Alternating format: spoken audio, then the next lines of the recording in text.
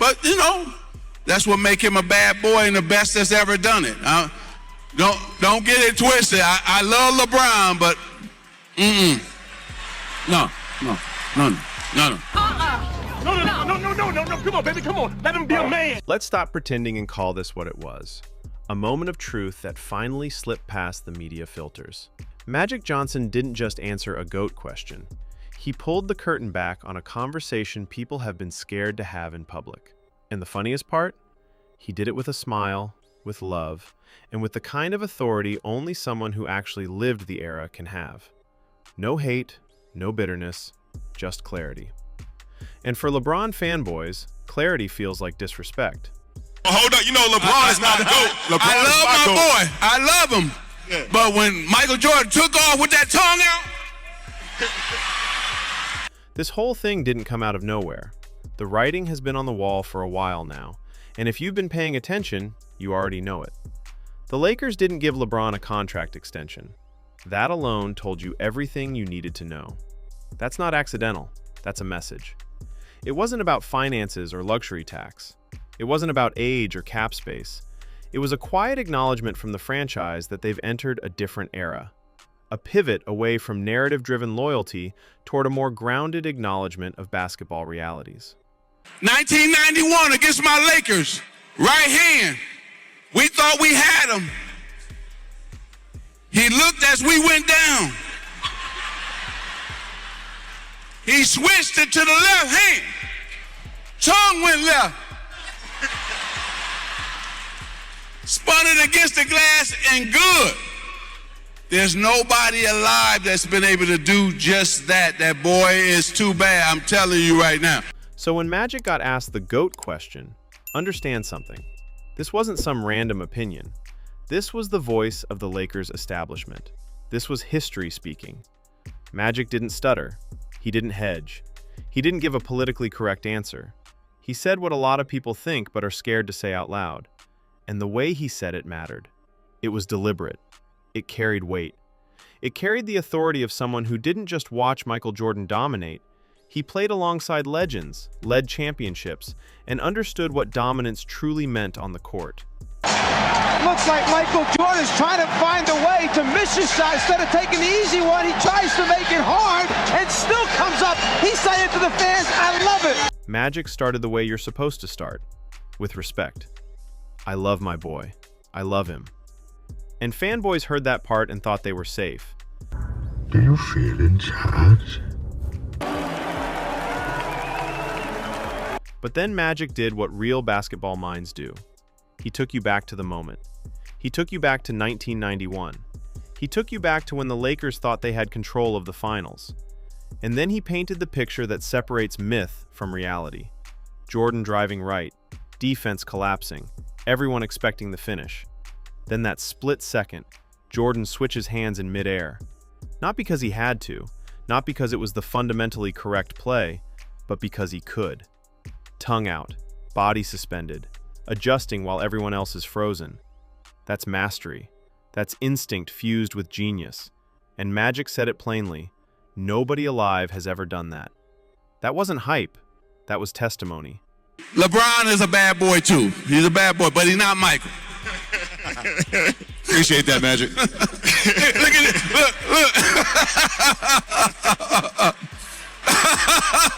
Look at that face right there. And here's the part that makes fanboys grind their teeth.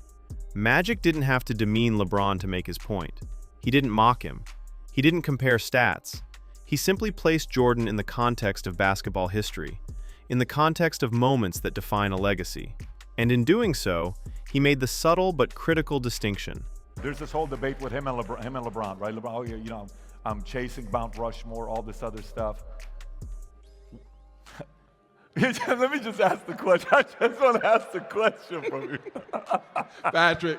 LeBron is a phenomenal player. LeBron is a transformative figure, but he is not Michael Jordan. And that distinction matters more than any argument about rings, longevity, or scoring averages. Magic then delivered the line that shook the room. LeBron is a bad boy too, but he's not Michael. Don't get it twisted. I love LeBron, but no. And you could hear it in the crowd, the groans, the fanboy discomfort. One dude yelling, "LeBron, my GOAT!" like volume was going to change history. And Magic shut that down instantly. "You ain't gonna mess this up for me." Can LeBron do anything to be known as the greatest of all time ahead of MJ? At this point of his career, no one will we know with his resume, everything, and he's kind of like the numbers are not going to go any higher. What can he do anything? Well, he would probably have to win 7 or 8. Because right now, we have to remember something about Michael. He never lost in the NBA Finals. Never. Right. Never.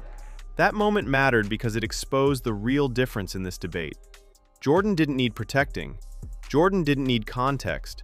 Jordan didn't need statistical padding. His moments spoke for him. When Jordan rose up, defenders didn't think about rotations or analytics.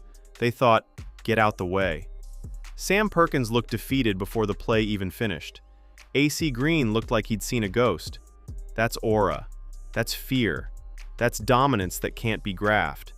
You can try to quantify it, you can run every advanced metric known to man, but there's a level of on-court authority that transcends stats.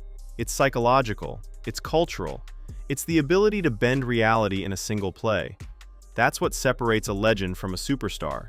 If we play draft pick, greatest of all time, okay, and LeBron wins 7, let's just say. Let's just say he wins 7. Today is 2023. Right. LeBron's got 7, okay? You have first pick, I have second pick. Who's your number 1 draft pick? Michael, I'm taking Really? Michael.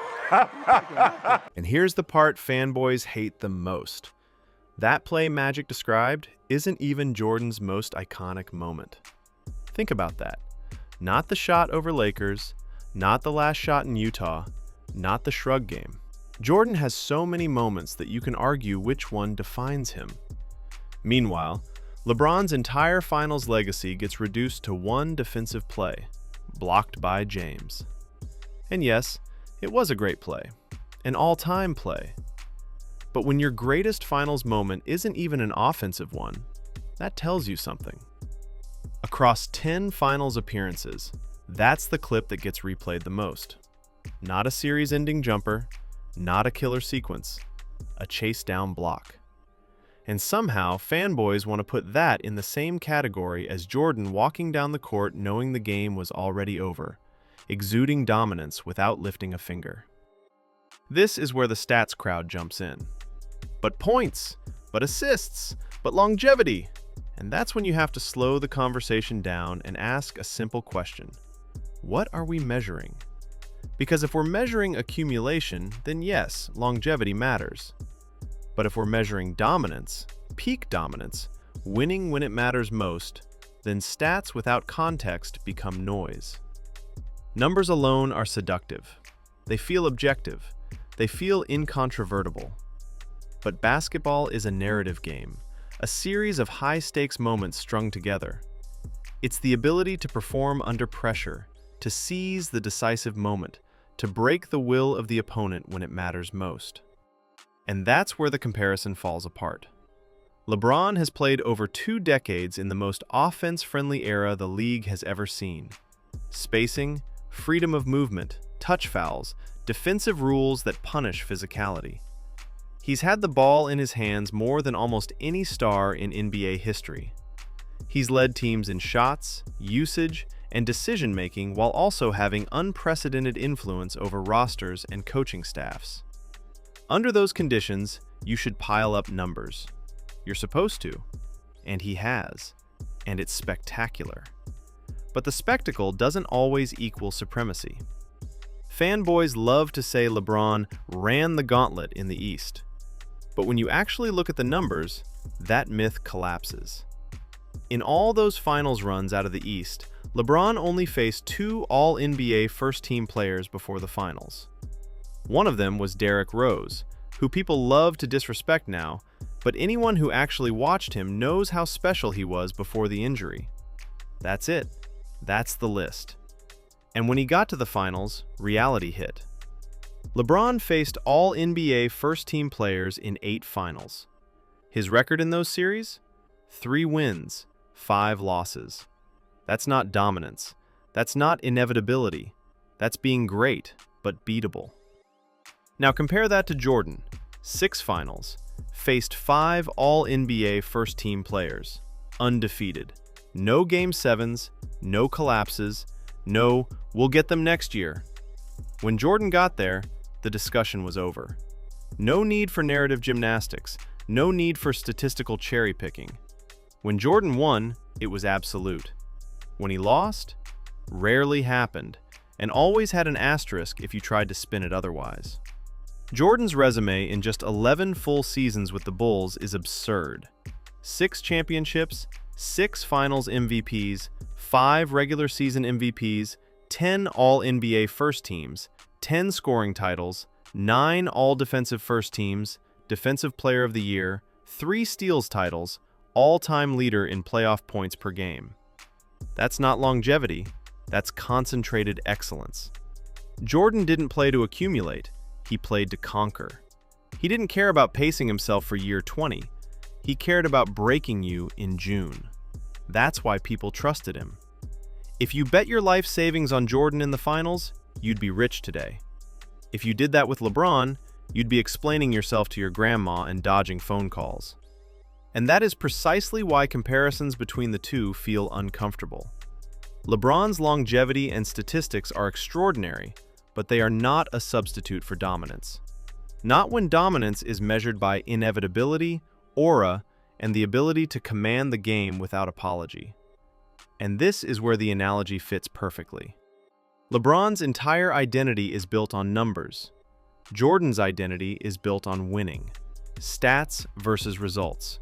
Accumulation versus domination. That's not hate, that's reality. People don't enter competition to admire efficiency charts. They enter to win.